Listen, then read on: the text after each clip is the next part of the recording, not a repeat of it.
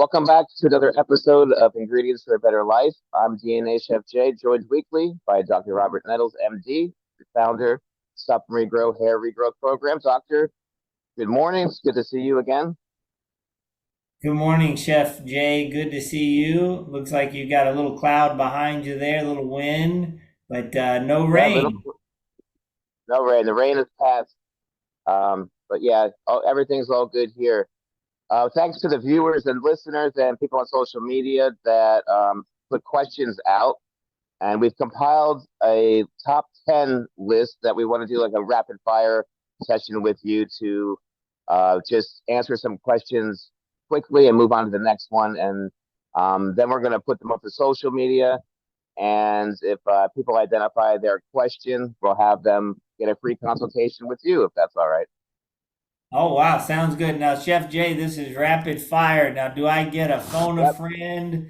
Do I get to dial up? Do I No, get multiple no, choice? this All right. I think Doctor, with your over 25 years now of doing this research, you'll be more than qualified to be on your own. So, all right, here's the top 10. Number one that we've touched on already once: 10 biotin supplements regrow hair.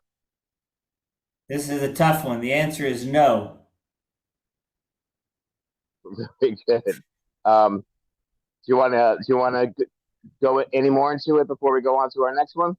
Well, I think Chef Jay, if we want to make them longer, we can. But I think the key is with molecules. Okay. It should be in our minds. We should think of molecules as numbers. So what you just asked me was this question. Yeah. You just asked me, Doctor, does 2 + 2 = 7? And the answer Yeah, is that's true. no. Well, but and he said, Doc, well, explain why. Okay. Well, the two Yeah, number, I if you understand. add it with a two number, because of the twos and the twos, you can. Let's move on to number two. Can finasteride cause hair to regrow? Can a molecule that only lasts for 6 hours in a 24-hour day ever stay around long enough to be effective in the human body? You know that answer. So No. the answer is obviously no.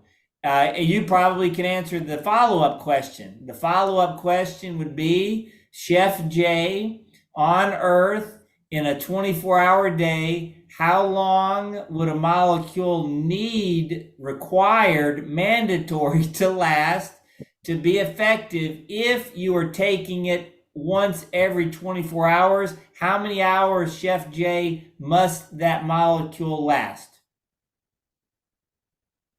At You'd have least to have more 24, hours in the day. right? So at least You'd have to 24 have more hours. hours in So the day. Yeah. so You'd so a have to be taking it all day.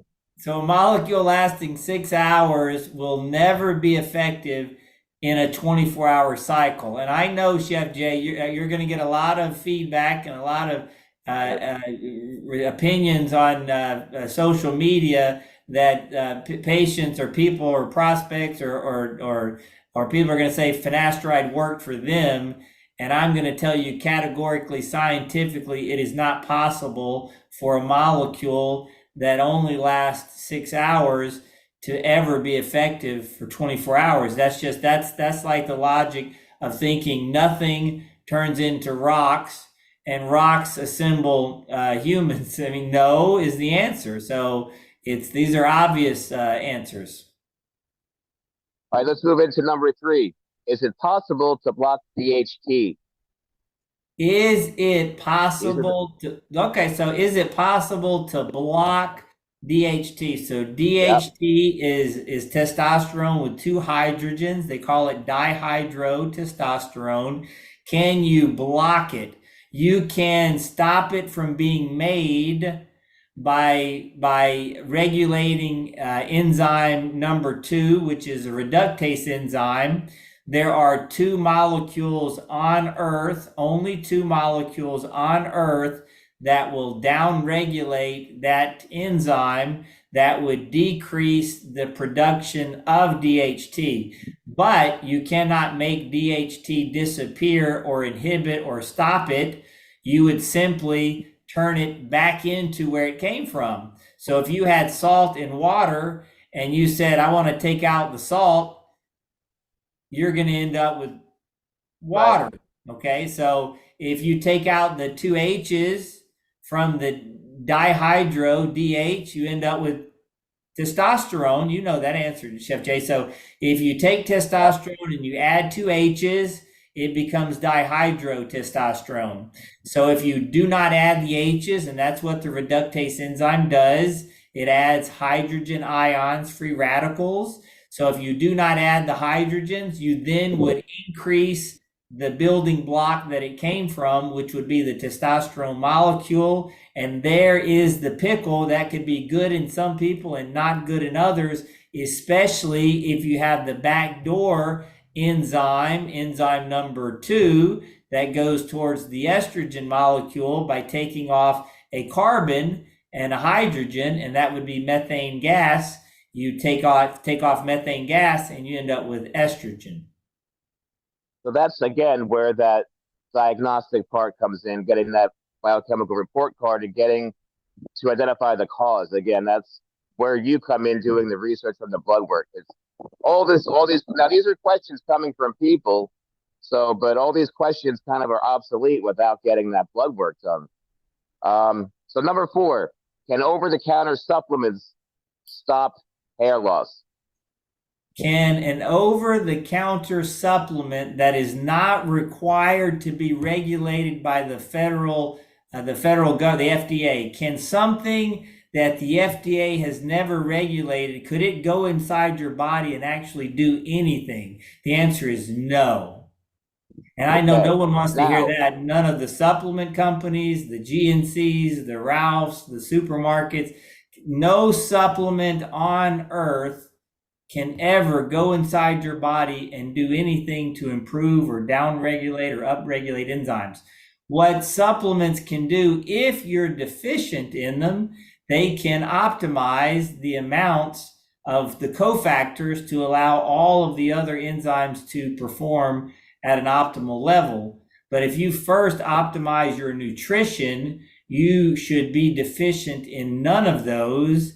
So you should require 0 supplements from the outside. The key first, Chef Jay, as you mentioned, get your blood work evaluated and find out how to optimize your nutrition. And once the nutrition is optimized, then you can precisely regulate the deficient enzymes that are obvious and apparent to the physicians by looking in the blood work, and they can be monitored. And we now have 18, 20 years worth of evidence on 6 continents. So we're all over Earth and all over the United States. So all the humans are made of same molecules, just in differing amounts, and they can be regulated into optimal amounts. And the optimal amounts comes from our data. And I'm sorry that no one else has the data. We haven't had time to share it. But the optimal amounts of all of the biomarkers, the hormones, the macronutrients, the protein levels, the enzymes, everything is inside our data, and we share it with each of the patients when we go over the biochemical report. Another question from a viewer: can minoxidil stop hair loss? The drug minoxidil. Okay, can minoxidil, an ingredient that was developed 40 years ago that we now know to be a prostaglandin E receptor agonist, can it stop hair loss? The answer is no. It was never designed to stop hair loss. It was designed in a petri dish to grow vellus, fuzzy hair, which would eventually deplete the life cycles of the hair follicle, and then the hair would eventually go bald faster. So not only can it not benefit, it actually, I think, worsens the hair loss. Okay. So next question: does lack of blood flow cause hair loss? Could Lack of blood flow to the scalp, I guess. if it were tremendous, like a stroke level, it could. Would anybody that called you? The answer is no. If you were to ever, hopefully no one does, but if you scratch the top of your head, you're going to bleed. So there's a ton of blood vessels all over the scalp. So it's not Yeah. the amount of blood, it's what's inside the blood, and that's the big difference. So 20 years ago, the thinking was the amount of blood, and now 20 years later, it's what's in the blood, right? It's what's inside the blood that matters. Okay. Kind of on the same subject. Can scalp massage regrow hair? Can a Manipulation of the scalp scalp to regrow hair. can a scalp massage Yeah. from your significant other? Can a scalp massage from your significant other make you feel better? Yes. Will it make your hair grow? No, absolutely not. That's nonsense. But it will make you feel better. Okay. And if you're on the program, I will write a prescription and see if your significant other will do it more often. Very good. I think a lot of people would take you up on that. Last one, number 10. This is a pretty good one, actually. Does inflammation cause hair loss? I Does know it's kind of in a open-ended question, but does inflammation cause hair loss? I guess maybe inflammation from food sources, could be a lot of different things there. Does inflammation cause hair loss? And this is where, can and could. So lots of things could. And when I was in medical school, I remember them saying, if you hear hoofbeats, you think of horses, not zebras. And there could be zebras, Chef Jay. There could be unicorns. Yeah. But most often, if you hear hoofbeats, you look up and you're going to find a horse, right? So in this case, if it's hair loss, it's coming from the blood. So something inside. So I would first get my blood work, so you can rule out everything besides inflammation. But have I seen pure inflammation cause hair loss in my clinic in the last 18 years? The answer is no. Okay. Okay. Yeah, I'll put a link up here to how to access the Stop and Regrow website to book that comprehensive assessment process for people to get their blood work done. And also for people to stay tuned next week. We have some new segments coming.